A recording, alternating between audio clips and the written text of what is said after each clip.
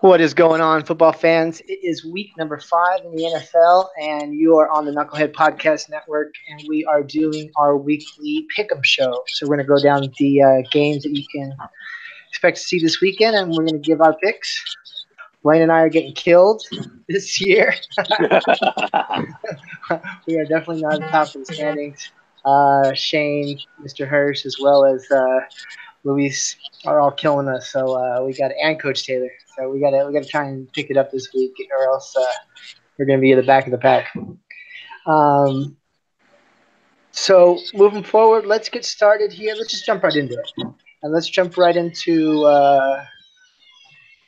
a game that looks like a team that's surprising, and a team that had one surprising week and is back to what we thought they were going to be, which is Tennessee and Buffalo. Why don't you go ahead, Blaine? Tell me what you think about this game, and I'll kind of close it out. We don't have to spend too much time on this one. All right. Getting straight into it, I think it's going to be a close game. Titans have the edge out. I think they'll edge out the Bills. Titans are better at third down efficiency. They're allowing fewer sacks, and Bills don't protect the ball as well. Offense for the Titans is like 24th, I think, ranked, and Bills are like 31st. Defense is Titans the 15th, and Bills are the 14th. I just let's see. The Titans are allowing 118 yards rushing, so I'm looking for Josh Allen to use his legs. And he has 116 yards on 27 carries and 2 TDs running. So I think that you're going to see Josh scrambling a lot, and but I think the Titans take this one. Yeah, Tennessee, after a little bit of a hiccup at the beginning of the year, and the quarterback couldn't feel his hands. That game last week was awesome. They have one of the top defenses in the league. Tennessee does, as well as they're getting pressure on the quarterback. Allen, after jumping over people and being a kamikaze quarterback in that surprise victory over the Vikings, looked absolutely awful last week against the Packers. I think Tennessee takes this one pretty easily. Let's move on to now. This is something that We'll start with you again here, Blaine. Miami and Cincinnati. Miami was undefeated, getting a little cocky, and then they got absolutely destroyed by the Patriots last week. I mean, it looked like varsity JV kind of a thing. It was embarrassing. And the Bengals keep on trucking. So why don't you tell me about your division mate Bengals versus versus Miami? Well, the Bengals. Well, the Dolphins, like you said, got brought back down to earth a little bit. They're now 3-1, and the Bengals are also 3-1. And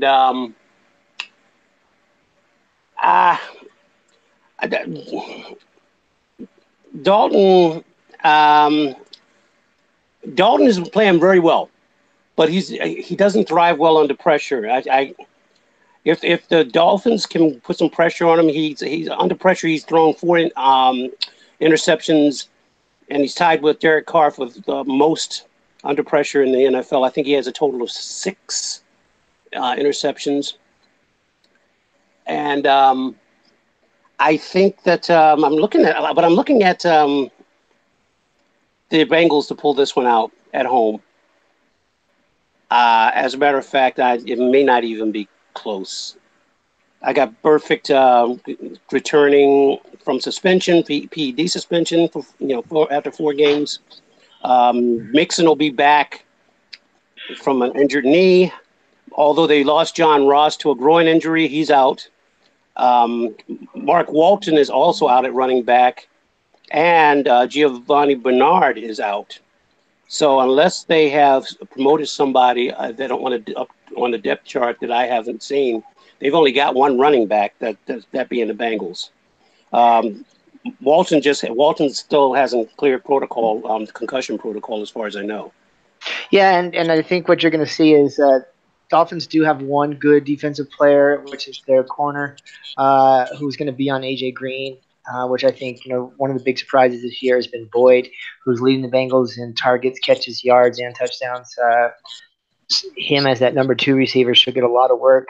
They are a little bit beat up, the Bengals, but one thing that they can rely on is that Andy Dalton's gonna have a lot of time back there because of the fact that the Dolphins are ranked last in the NFL in sacks, or second to last, I believe, and they have 3 of their best pass rushers.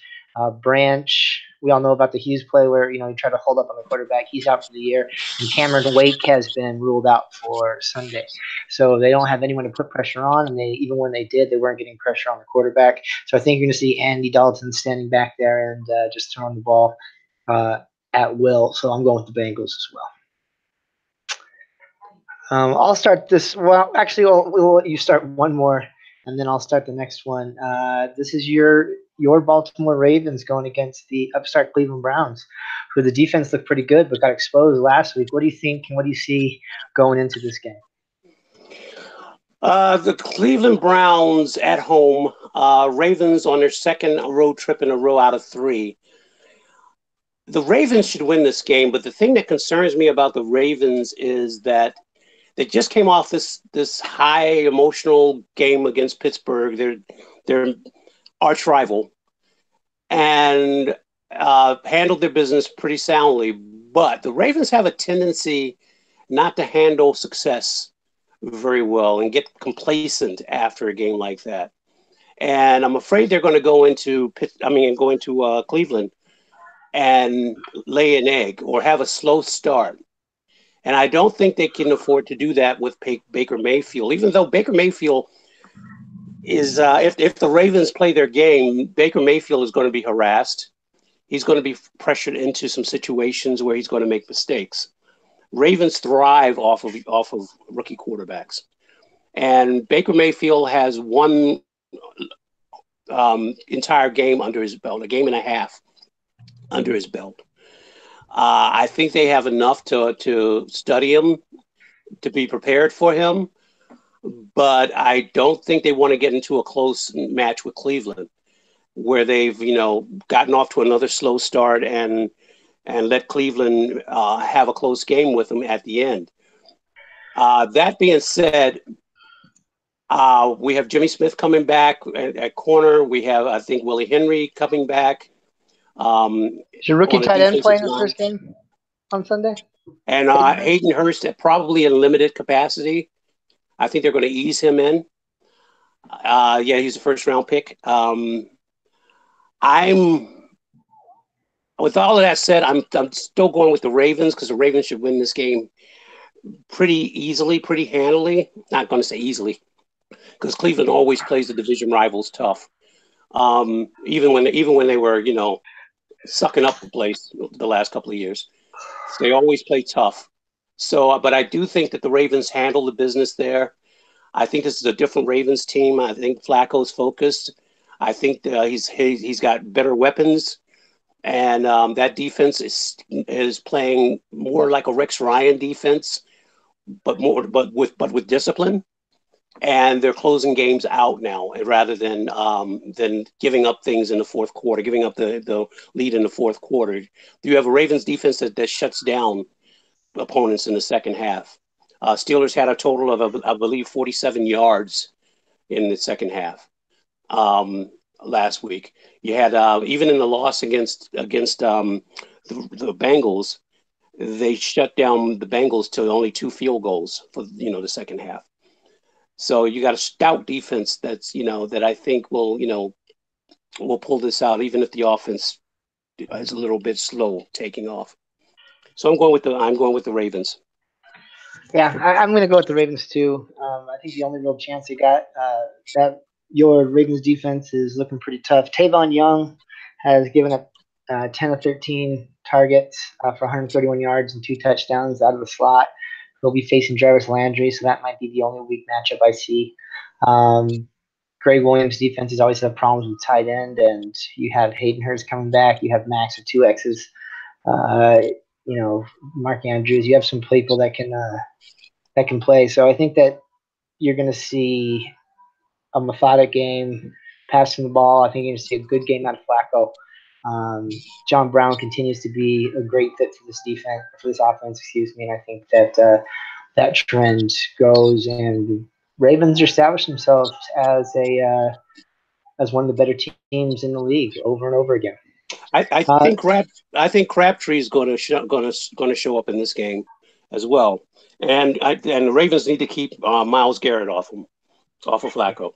Yeah, the trick is always to keep Flacco clean. That's for sure. Here's a really interesting game, and this is a game I think I'm going to be a little different on everybody else. Green Bay and Detroit. Green Bay is facing a ton of injuries. Cobb is out. Geronimo Allison is out. And now it looks like Davante Adams is hurt.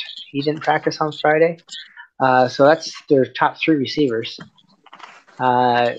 Even though Aaron Rodgers had looked kind of gimpy, he did rush for over 30 yards last week, so I think his legs are starting to get back. That being said, they're going to Detroit, where Stafford tends to play really well. The Green Bay defense, as far as the outside goes, don't get it twisted. You played a horrible team last week, but they still don't look that good. I think you're going to see a lot of Golden Tate, a lot of Galladay. The Lions are actually missing Marvin Jones as well this week, so it's going to be Galladay and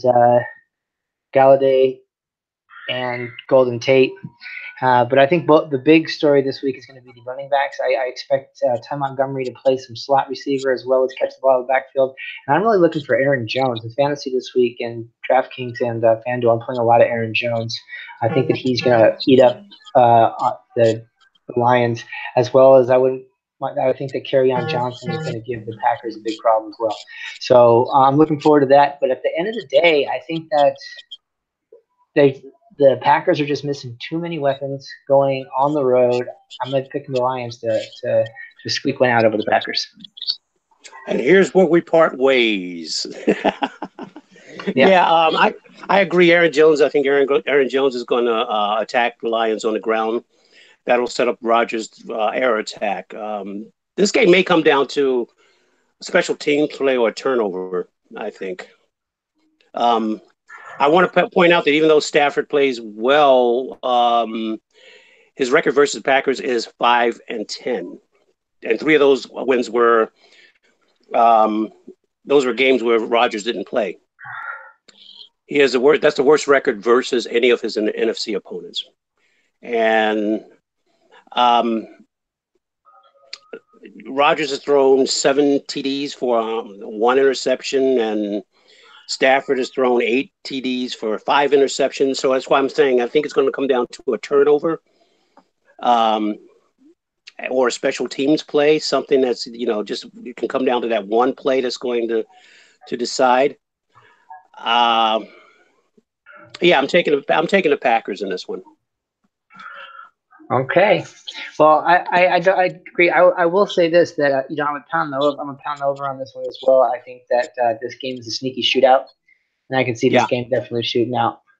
I was going back and forth myself on this one. So next we have a really interesting game. Jacksonville is going to Arrowhead, and Jacksonville, while their defense is really good, they have given up some yards and some plays to some decent offenses going back into last year. Given up over 30 points a couple of times. They've given up over 26 times.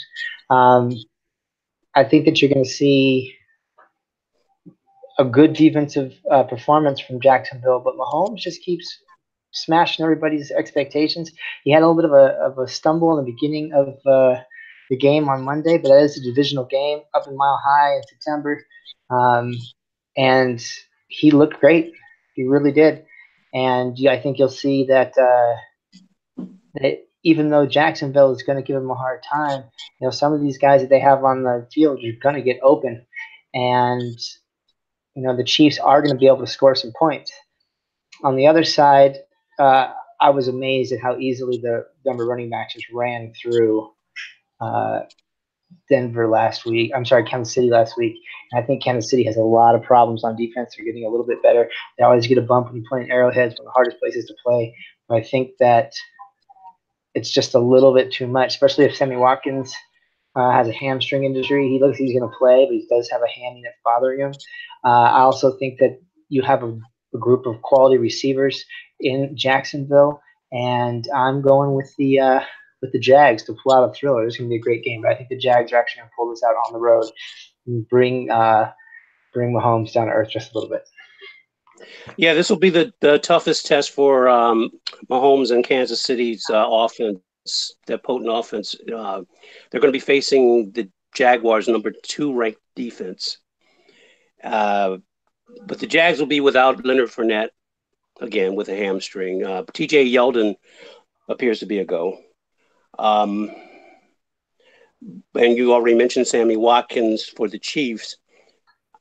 But I think I'm going with the Jags in this one too. I don't think that the Chiefs are going to be able to run through the Jags and run over the Jags like they've done with so many other teams. This last game against Denver, I believe the Chiefs scored their fewest points in the whole that they've scored the whole season, if I'm not mistaken. And that was like 27 points or something like that. So and that Denver defense is like in the mid-range ranked defense. This defense is going to be really tough on Mahomes, and this is going to be a test at home in Kansas City. But I'm going to go with the Jags. All right. Wow. I expected that to be another one that we kind of disagreed on, but looks like it's you and me. And then whenever it's you and me against the field, the other guy's been killing us all year. So hopefully we get this one right. Next, we go to that same Denver team we were just talking about. Make it a little bit of an easier test this week. They do go on the road, but they go on the road to the Jets. I think this game is going to be closer than people think. I really like what Quincy Enunwa is doing so far this year. He had a great game against the Jags last week. They're playing so-so on offense. The rookies, taking his licks and paying his dues. What really surprises me is that the defense hasn't really showed up like I thought they were going to. Todd Bowles' job is on the line, and Denver's going in there looking with their tail between their legs a bit. The season's starting to get away from Denver a bit, and they need to play good on the road. They need this road win. I think they really need it, especially since they're looking up at the Chiefs right now. And the rest of the AFC isn't really helping them out as far as the wild card goes. So I think this is a very important win for the Broncos because they can't fall farther down when they have a lot of tough games coming up on their schedule. I think that the Jets are going to give them a really good game, and in the end, I think that the Broncos have been exposed a bit on how to beat them, and I think the Jets are going to pull us off at home. Yeah, you picked the Jets, you said? Yeah. Okay. My thing I'm looking at here is both quarterbacks are throwing way too many interceptions. Case Keenum is 3 touchdowns with 6 interceptions. You got Sam Darnold, 4 TDs with 5 interceptions. And I'm interested to see how Von Miller disrupts that backfield and how it affects the play of the rookie, Sam Darnold. I think Lindsey and Royce are going to run havoc. That is Denver's offensive strength. Broncos are 5th in offense. Jets are 27th in offense, but the Jets are 13th in defense, and Broncos are close. They're 16th. So I think it's going to be a close game, but I think the Broncos are going to squeak this out on the ground with that two-headed monster of Royce Freeman and Philip Lindsay. They both have over 200 rushing yards each through 4 games. And Lindsay got knocked out of one of the games for punching a guy in the head. Yeah, that was the Ravens game. Yeah. And he's lucky they punched him out because who knows what might have happened to him in a pile for the rest of the game. Rookie. Yeah. That was clownish. Yeah, that was kind of silly. That was kind of silly. I just want to say Broncos are second in rushing attack, ranked second, and that's it. I'm just going to say Broncos edge out a close one in New York. Okay, but yeah, I think I do agree with you that the Broncos are going to be able to run the ball against the Jet defense. That's for sure. So it'll be interesting to see. But Case Keenum keeps throwing interceptions at key times, and I know that I love Adams back there, floating back there at safety. I think they can do some stuff. All right, so next we go to a game where you're seeing records in touchdown scores and points scored all over the NFL this year. And this game has got one of the higher totals I've ever seen in an NFL game. Uh, Pittsburgh Steelers and the Falcons have a 58 total now. This is in Pittsburgh. Atlanta's out 3 safeties and the middle linebacker. They're moving the best corner into the slot for some reason part of the time. I mean, they just can't stop anybody. The only team that can't stop the pass, who's worse against the pass than they are, is the Pittsburgh Steelers. I think this game is going to go back and forth, throwing bombs. I mean, both these offenses are just going to march up and down the field over and over again. And I'm just going to go with Pittsburgh because they're at home. I think this game comes down to the very last possession, and I think I would have no surprise if they scored 70 plus points in this game. So yeah, Mohamed Sanu, Julio Jones, Calvin Ridley, Hooper, all the running backs are back.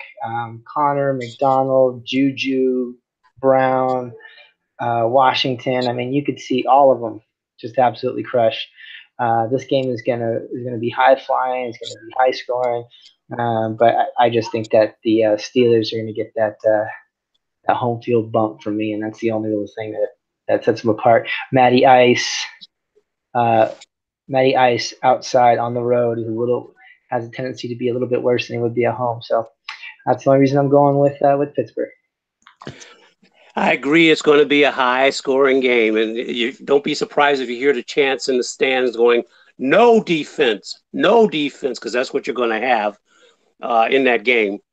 I see. I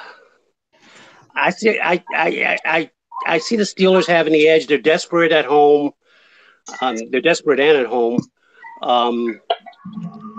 I think, though, that Steelers have an advantage on defense in the turnover battle, and that's what it probably comes down to is turnovers.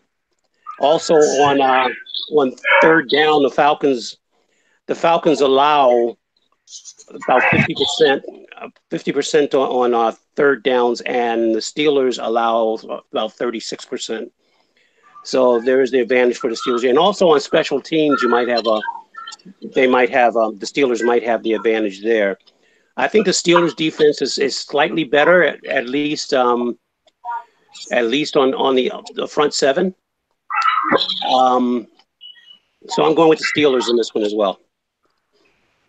All right. Well, next we have a game where the Chargers are at home, but it's the Raiders in LA. So the Raiders are going to have a lot more fans than the Chargers will, even though it is the Chargers home game.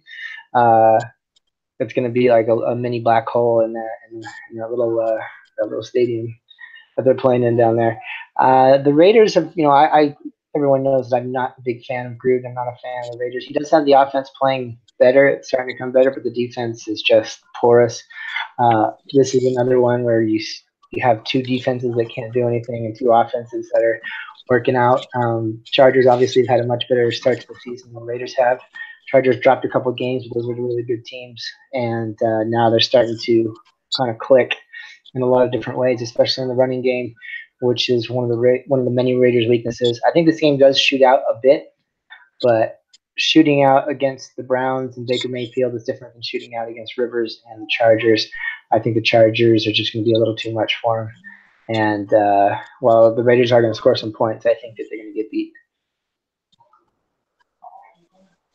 Yeah, Khalil Mack.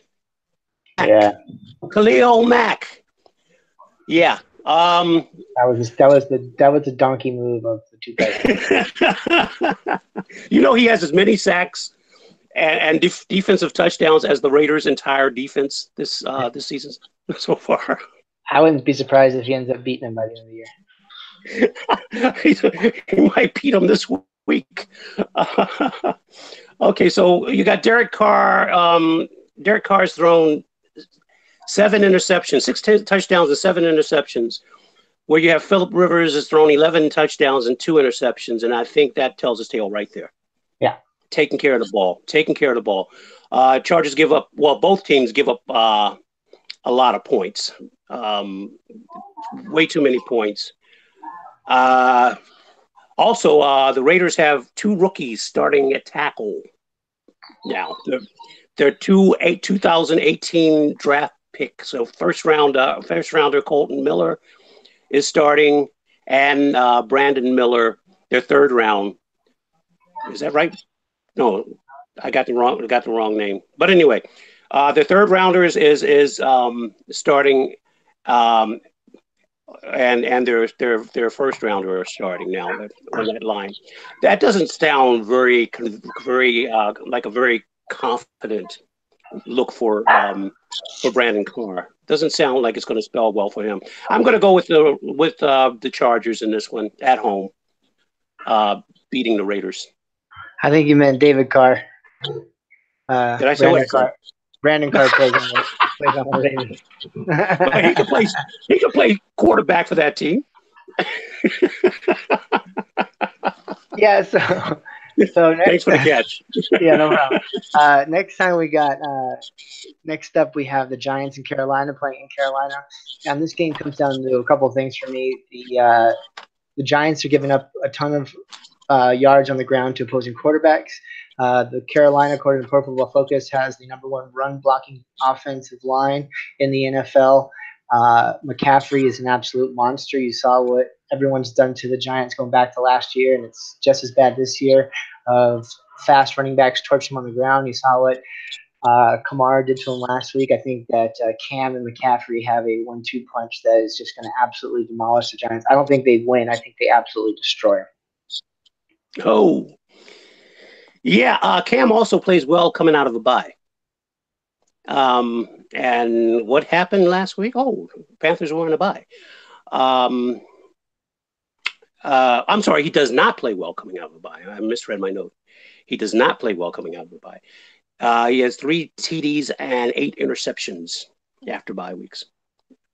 But I do think that the Panthers will hit hard on the ground. They've got the 8th rushing ranked offense. And the Giants' defense is, let's say, they're 12th ranked. So it could be. I think the Panthers are going to take this one. OBJ doesn't have any touchdowns yet. Did you know that? Yeah. Still looking for his first TD. Well, Evan Silva from Roto World has it on here that he's still top of the league in air yards and targets, and that he pops in a lot of the. Basically he's about to regress the other way. He's picking him as everyone's kind of given up on him, but he's picking him to really have a breakout game in this game. Even though he's picked the Panthers to win, he said that OBJ is going to be the one that they're going to go to try and catch up. So we'll see if that comes to fruition. On the other hand, Christian McCaffrey doesn't have any touchdowns yet. So no, but Christian McCaffrey also has 180, 200 yards a game. So yeah. He's definitely going to score pretty soon. Interesting to see what Saquon Barkley does in this one. Saquon just gets so much volume that he's gonna, and he's talented, that he's gonna have good games for you fantasy guys out there. This week though, besides being one of the better run offenses, they're also one of the better run defenses in Carolina this year. Carolina's really turned around. They're playing more disciplined. They look really good this year, and they're not getting penalized. They're not making stupid plays. And it's the exact opposite with the Giants. The Giants just look like so discombobulated. They look like they're not on the same page.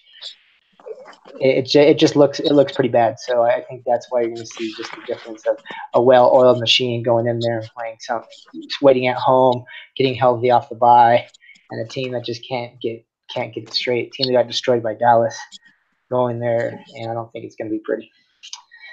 Cam Newton needs to give up some of those touchdowns to Christian McCaffrey. Cam Newton's averaging 7.2 yards per carry. Yeah, give up some of those runs at the goal line to McCaffrey. Yeah, I don't see that happening this week. Maybe next week. But I think I can see Christian McCaffrey scoring from 40 or 50 yards out too. So we'll see how that works out. Here's a really interesting game that it at the beginning of the season looked like it should have been. It's the replay of the championship game. Yeah, go ahead.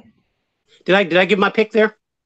Oh, I'm sorry, you didn't. I apologize. Well, Panthers. Panthers is what I picked. Yeah, I thought I wasn't sure. It was so obvious. I thought you were just on that. So.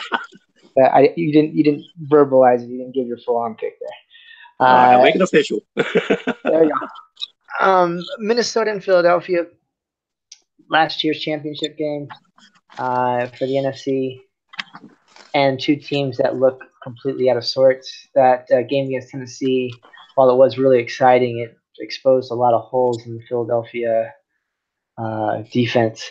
Minnesota's defense looks even worse. They're just getting thrown on all the time. But neither of these teams can run. Minnesota can't get the running game going. Philadelphia has the number one run defense in the NFL. So I think you're going to see Kirk Cousins throw the ball 60 times again. You're going to get a lot of production from Thielen and Diggs. But whenever you're that one-dimensional and your team can't stop the other team going the other way, it becomes tough. And I actually think that the Vikings are going to drop another one. I think it's going to be another exciting game. I think this is a sneaky shootout. But I think that the Vikings are going to drop another one. The Eagles are going to give up a lot of yards and a lot of points, but I think they're just going to come out ahead. And some turnovers on the Eagles' defense. Sorry about that. Go ahead. I thought you were done. I'm sorry. Eagles are not protecting Wentz. Wentz is getting hit. And how long before he ends up sustaining another injury? Hopefully not, but they're not protecting him. I'm going to go with the Vikings in this game because I'm not. The Eagles just don't look right. They don't have it together yet. Even though they're playing in Philadelphia, I'm going to go with the Vikings to sneak one out on. They're going to steal one on the road here. Yep. Okay, so there's the other one that we differ on, but we will see. I wouldn't be surprised if they did win. I think both those teams have some big holes. Next, we can quickly go through this game. Basically, the worst team in the NFL, the Arizona Cardinals, going against a team with more injuries than anyone else, including the quarterback and the San Francisco 49ers. I liked what I saw from Josh Rosen last week. I think he came in and gave him a little bit of a spark. They dropped a lot of passes. They probably should have won that game last week. You also see them finally using a little bit more of David Johnson like they should use him. They don't throw him the ball, which is I don't understand what Mike McCoy's doing. If he doesn't get fired either in the middle of the season, he'll get fired at the end of the season for sure. They're a train wreck. San Francisco's got a lot of problems, and their season's pretty much done. But at the same time, they're about to play the only team that's in worse shape than they are in the Cardinals. So I think DJ Beathard is not that bad. CJ Beathard is not that bad, and the Cardinals just look like they've already kind of shifted in. Going up to San Francisco, I pick 49ers to win. Yeah, but the 49ers offensive line is really banged up with knee issues. They got left tackle Joe Staley. He's questionable with a knee issue and may not play. He looks like he might be on that other side of questionable. Not cleared for. I'm not clear on the status of right tackle Mike McGlinchey or the center Weston Richburg, but they both have knee issues. And at one point, according to one report I saw, Richburg was questionable. So that team is really banged up, the 49ers. Also questionable is Richard Sherman with a calf. He's trying to get back from a calf injury, although he did practice. So it looks like he might play. And Jimmy Ward with a hamstring. He might play, but he's not 100%. That being said, I'm going with the 49ers because I think the 49ers are the better team Um, and more solid. Josh Rosen is still trying to figure it out. I mean, I think he had a good game last week. Yeah, but I think he's going to run it. He's running up against, 49ers are 18th in defense ranking right now. I think it's going to come down to a special teams play. I'm looking at special teams. You got the 49ers, Bobby Goal, who it looks to be more dependable than Phil Dawson for the Cardinals. Gold is 10 in field goals, 8 of 9 in extra point, and his field goals, but all his field goals are less than 50 yards. Where Dawson is 1 of 3 in field goals, and he's perfect on all 4 extra points.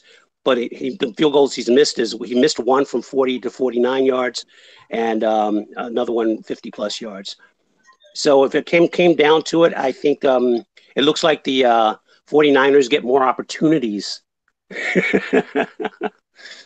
for field goals for one, and I think it's going to come down to probably a field goal or 2. So I'm going 49ers. Okay. Next, we got my Seahawks at home against the Los Angeles Rams. Seattle has no KJ Wright. Earl Thomas just broke his leg again. I'm a diehard Seahawks fan, but I don't see any way that this defense can even slow down the Rams. I think you're going to see a little bit of a burst in the Seattle passing game because you're going to be chucking it to them from behind. So you'll probably see a couple interceptions and some fun touchdowns. But I think you're going to see the Rams just basically do whatever they want to do in this game. They got rookies and first-time starters all throughout the secondary. It's gonna be pretty bad. So I'm going Rams, obviously. Scoring? Yeah, I do. High. Yeah, I think it's gonna be like 38-24, something like that. I'm going to go with I don't think it's going to go that high. You got the first offense of the Rams against the 8th ranked defense of the Seahawks. Yeah, but you also have to understand the Seahawks had Earl Thomas in those games. He is out. Yeah, which is huge. Your offense is, look at the quarterbacks. Your offense is ranked 26.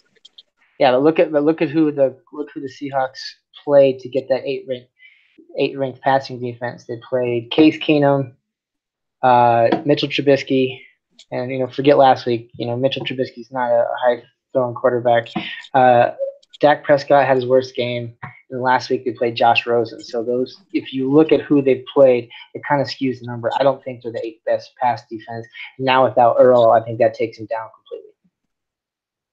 And no KJ. I was trying to give you a little ray of hope.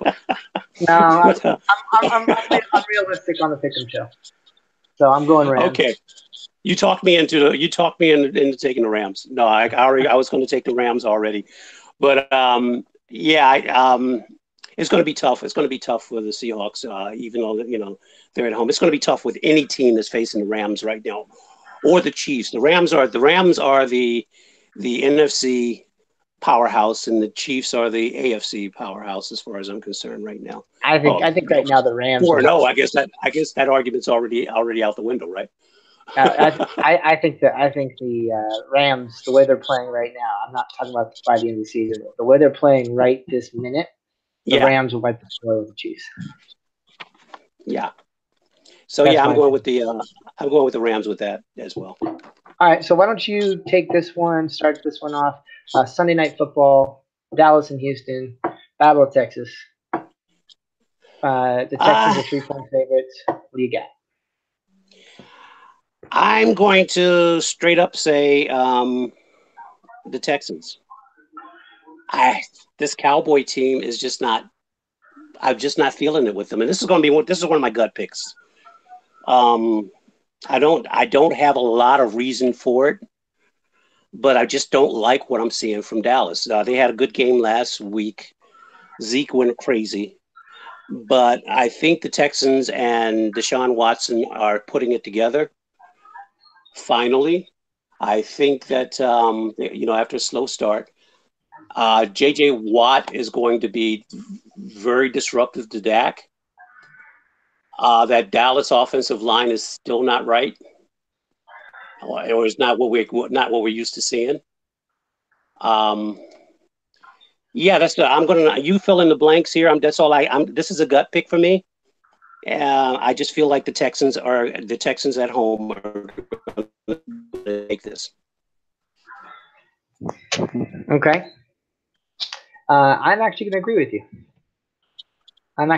you. And it just comes down to, I think that you got the Texans defense is rough against the pass, but they've been pretty stout against the run. I mean, they've been okay against the run actually. They can give up some runs, but I think they can if they just make Dak beat them, especially with Terrence Williams going on IR. They're just not getting that good a play from the quarterbacks. And the only games that they can win is if Ezekiel goes crazy. And if you can contain Ezekiel, you can beat him. And I think Deshaun is going to have a huge game. And I think they're going to put the Cowboys in a position where they're going to have to shoot out. If they can do that, they can kind of take Zeke out of the equation. If they can keep scoring on offense every time they get the ball, get touchdowns instead of field goals, I think it's going to put a lot of pressure on Dak. I don't think that he has the ability or the weapons or the offensive line to stand there and go toe-to-toe with Deshaun. So I'm going Texans too. Yeah. All right, final game, Monday Night Football. Washington's going down to the Dome. We have the return of Mark Ingram. So, the poor Saints don't have enough weapons on offense. They just get another one in. I think he's out of football shape, and Alvin's looking so good. You're not going to see a ton of him, but you're going to see enough of him that he's going to be effective. It just adds another dimension, to their offense. They're just too good in the Dome. Washington can't stop anybody. And I see slowly but surely that really bad New Orleans defense getting better, but they still have some problems on their second and slot corners where I think you're going to see Washington score some points. Catching the ball out of the backfield for Chris Thompson, I think, also looks kind of interesting. But there's just no way that the Washington's going to be able to stop New Orleans. Yeah. Am I looking at this right, that Washington has the first-ranked defense right now? How'd that happen? No, that can't be right. That's according to NFL.com. Overall defense? Yeah. In yards, or maybe so. I didn't even look them up. Yeah. That Skins team is sneaky. They're just sneaking right now. Wow. So they're 2-1 against the 3-1 Saints. I think you're right. I go with the Saints in that Dome. I think the Saints are coming around after that slow start. They're still not. That defense is still not what we were seeing last year. But I feel that, like you said, has the firepower on offense to stay with them. Alex Smith is not going to be able to keep up with Drew Brees, and that sixth-ranked offense of the Saints. Yeah, I'm going to go with the Saints in this one. Yeah. Again, mainly a gut pick, but I'm going with my gut. Yeah, I don't know about gut. It's expanding, Chris. It's expanding. I don't know about a gut pick so much as it makes sense. I do think that you're going to see Alex Smith, especially Crowder, coming out of the slot, and Chris Thompson all have good games. But yeah, they don't have any answer for all the weapons that the Saints have on their side of the ball. So it looks like we're only apart on a couple of them. So hopefully you and I can redeem ourselves and come back this week. We'll have everything posted up. You can see him on Twitter at NuckPods, as well as on Facebook at NuckPods, KNUCKPODS. Yes? Before we sign off, did you want to talk about that Thursday night game, any? No, we're gonna. we'll do that on Tuesday. Okay, cool. Okay. But yeah, we're a little low on time here, so we're going to sign off. Check us out at NuckPods once again, and we will talk to you guys soon. We will be live on Tuesday at Mancini Sports at blogtalkradio.com/Mancini Sports, Tuesday at 6 o'clock Pacific time. And until then, we're out, you. See you soon. Bye.